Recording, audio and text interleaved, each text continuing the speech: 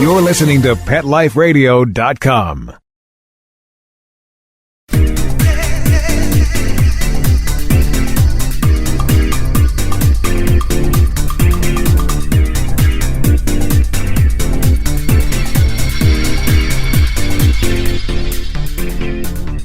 She was just over a year old when she jumped on a surfboard, and the rest is history. Today on My Dog Digs Dirt, we meet one of the most famous, award-winning surfing dogs in the whole world. Her name is Ricochet, and she not only surfs for fun, she surfs with a purpose. Meet her mom, Judy, as soon as we return.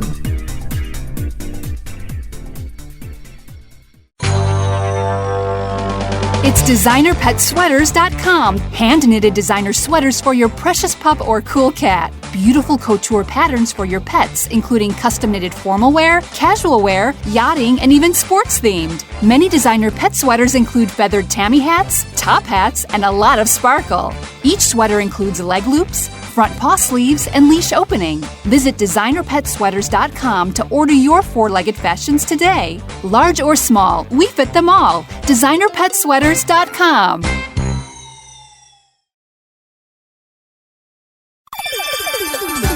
Let's Talk Pets on PetLifeRadio.com.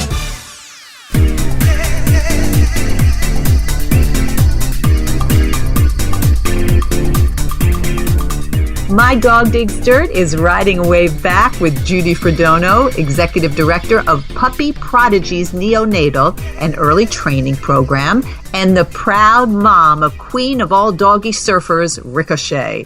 So nice to have you here, Judy. This is such a wonderful story. Well, thank you for having us.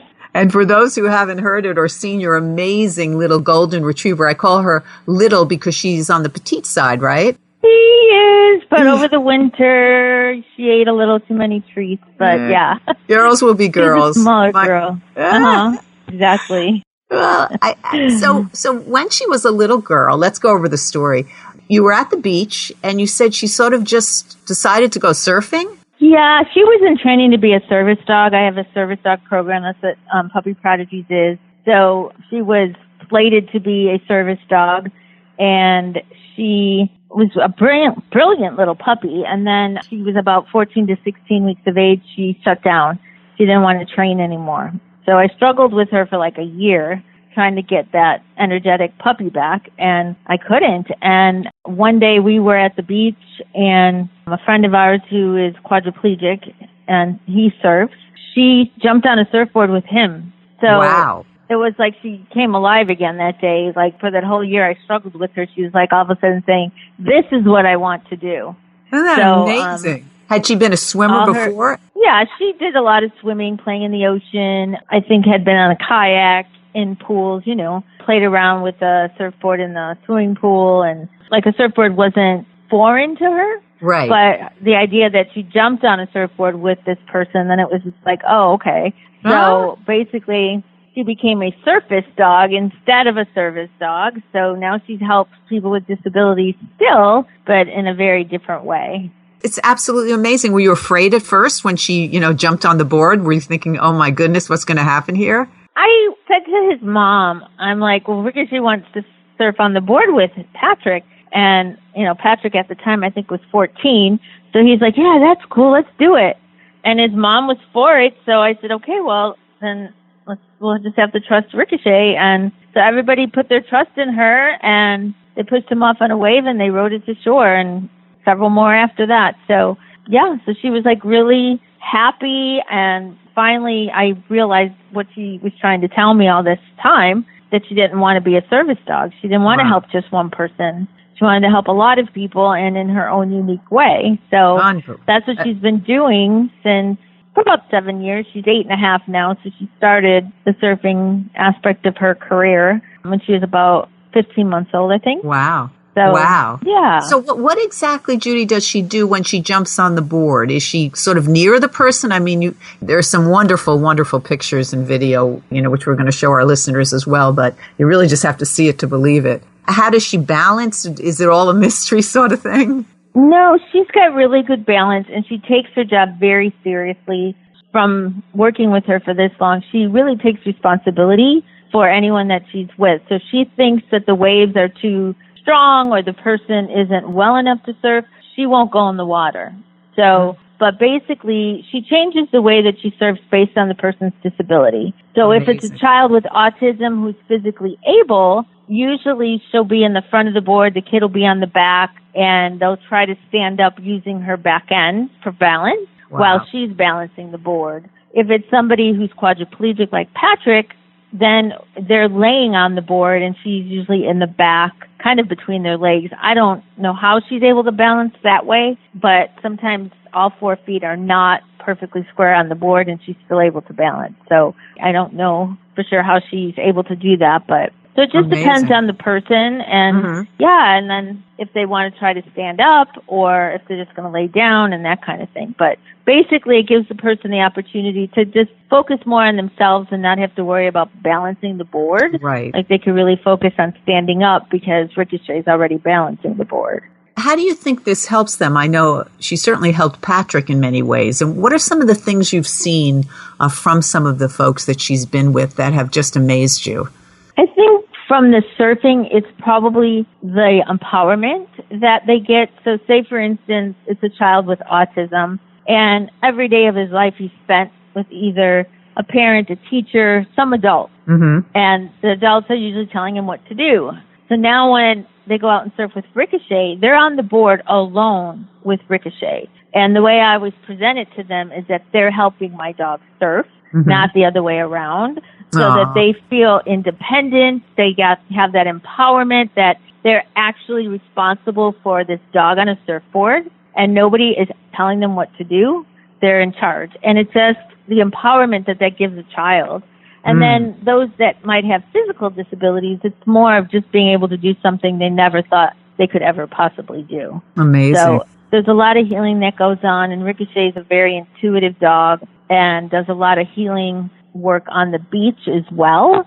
So it's anything that Ricochet is doing, if she's interacting with someone, there's always healing going on. And she works a lot with military that have PTSD, and she actually alerts to their triggers and things like that and helps with their anxiety and such. So she just does a lot of that. Like she does that every week, where surfing isn't like constant. It's more seasonal. Now, do people request from you that they'd like to surf with her? How does that work, Judy? Yeah, I get requests, and then also she's an ambassador for several different surfing organizations. One is the Best Day Foundation. The other one is Life Rolls On.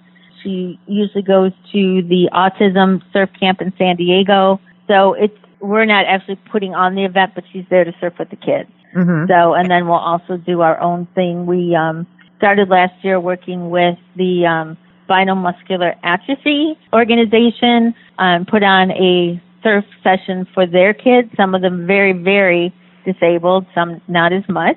But every kid that wanted to get out in the surf was able to get out there. So, so cool. We're doing that again. Yeah. Doesn't she get exhausted? Is she tired of surfing ever? You know, no. Maybe you get tired, Judy, right? But she doesn't. I get tired, of course, yeah. But it's more so the healing that she's giving her energy, and she's taking on negative energy of people, especially those that might have PTSD. So she gets tired from that. But physically, no. And I mean, it's like we'll do maybe a few kids here and then take a break and do a couple more kids. So it's not like she's in the water for a constant, hours right, and such. Of course. It's just, it's like thinking, oh boy. Now, let me ask you, do you have sort of like a favorite story of someone that she's helped? We're going to talk about your new book coming in a couple of seconds, but does something come to mind where you just sort of said, wow, that was just amazing? Yeah, it's more to do with, and I don't even know what to call it. I call it intuition, but I don't know if it's more telepathy. I don't really know. But she can alert to things that we don't even see yet. So, for instance, we were in a Walmart once. She was working with somebody in the military that has PTSD, and we were in the back of the store, and there wasn't really much going on there. But the way that Ricochet alerts is she stops and plans. Right. So when she does it, I always look around to see, okay, well, what's in the environment she's alerting to? And I didn't see anything. And no matter what we tried to do to get her to walk again, she wouldn't. So finally I said, she's got to come with you, just walk.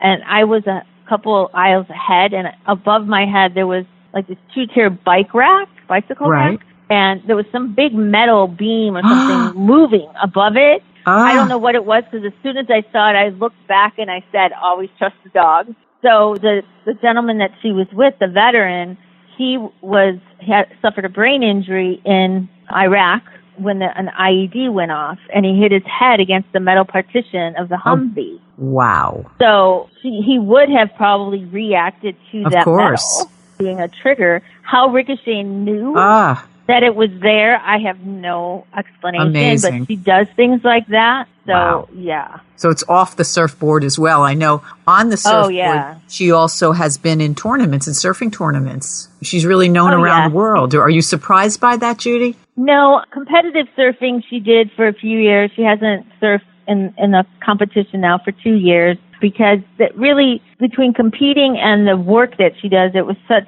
two different kind of environments, I guess you'd say. And we really wanted to devote all her time to helping other people. And the surfing in the competitions, it wasn't really benefiting the work that she does. So we stopped competing. But yeah, she used to win contests. She'd be in the top 3 usually every time she entered a contest. But that's so great. But she's not competing anymore. But the sport has grown. There's, surf dog competitions all over the world now. Amazing. So she was part of, the kind of the starting years of dog surfing. Yeah. And it's really developed now. Now, what about, so you're executive director of Puppy Prodigies Neo-Natal and Early Learning Program. What is that about, Judy? Well, it's a nonprofit organization that I founded to train service dogs for people with disabilities, but the focus was on the first 8 weeks of a puppy's life, and then the puppy would go on to further training with another organization.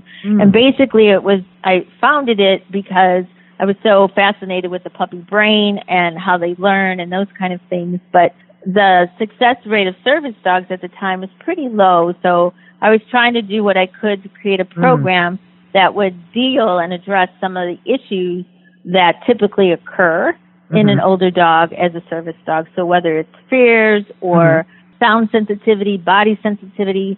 So I created a program surrounding all that to do different exercises with the puppies in that first 8 weeks to prevent any problems like that. So Ricochet was born into that program, and she keeps me so busy that I have not been able to get back to that right now. But at some point, I hope to again. Yeah, it sounds wonderful. Could you tell right away, Judy, that she was special?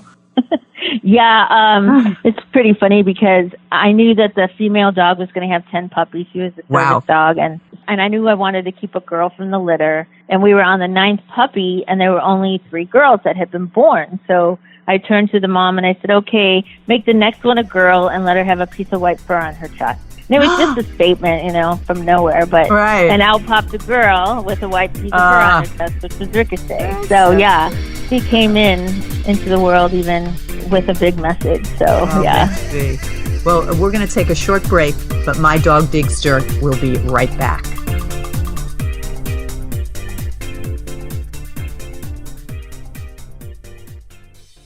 They wake me up every morning. Their tails are always wagging. They're just running constantly and chasing, shadows and sticks. Their coats are much better. They're very happy dogs. If you want the dog to be healthy, you got to feed it something healthy. DINOVITE.com. I have 3 dogs, golden retrievers, and I make their own food, ground beef, white rice, eggs, including the shells, and the Dinovite supplement, and then the Lico Chops. It takes a few minutes every week. Before the Dinovite, they were overweight. They slept all the time, so now they jump all over me when I'm putting it in their bowls. They're crazy about this food, and their vet said that it's so much healthier for them. Go check out Rescue Dogs. They're just waiting to be loved. Get them started on this Dinovite diet, the health food for animals, and you'll see amazing results. 859-428-1000. 859-428-1000. DINOVITE.com. Are you having trouble getting the word out about your new pet product or invention? Let Whitegate PR open the gate to your marketing and public relations efforts. We've been specializing in public relations in the pet industry for over a decade. From press releases to media relations and publicity, To pet trade shows and launch events to social media, the pet-friendly team at Whitegate PR has you covered. If you listen to the wise words of Bill Gates, he says, "If I had $1 left, I'd spend it on PR." Learn more at whitegatepr.com. Let's talk pets Let's talk pets on Pet Life Radio. Pet Life Radio. PetLifeRadio.com.